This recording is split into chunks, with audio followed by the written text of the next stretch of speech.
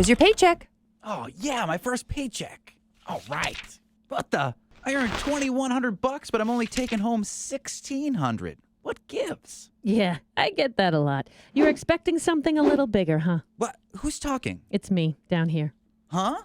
There's a reason your take-home pay isn't higher. Taxes. Man, I hate taxes. Hold on there, big guy. Just like I'm your income, taxes make up the government's income. Without taxes, our government couldn't provide services that people want and need. Yeah, but where do all my taxes go? Funny you should ask. If you got a minute, I'll tell you the story of your federal taxes. Yeah, geez, sounds thrilling. But bummer, I've got that combo colonoscopy root canal.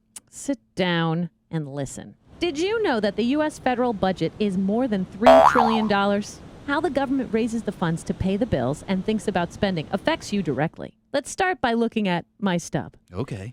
First, here's your FICA, or payroll taxes. They're collected from both you and your employer, and they pay for things like earned benefits. They flow into a pot of money called trust funds.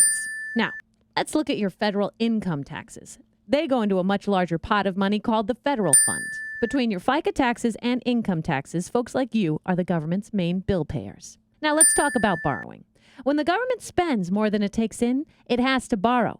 Borrowing, the deficit, is larger when the economy is bad. More people are unemployed and paying fewer taxes, and there's more need for government services. Borrowed money contributes to the federal fund as well.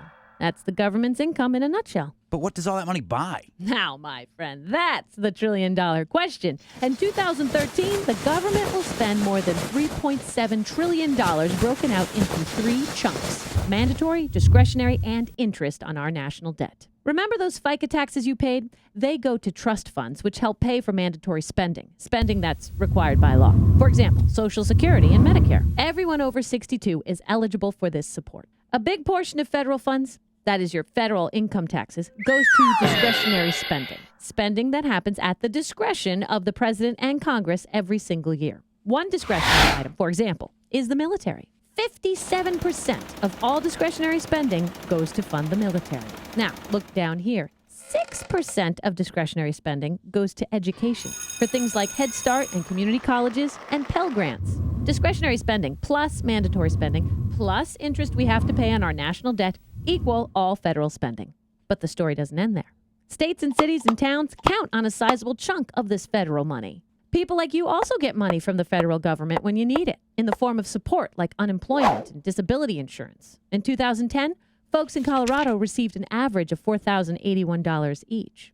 Any questions? Yeah, but what does any of it do for me? Really? Just a few things like making sure you breathe clean air and drink good water, making sure all people have access to affordable housing, funding for your favorite national park, cancer research, and elder services. Huh.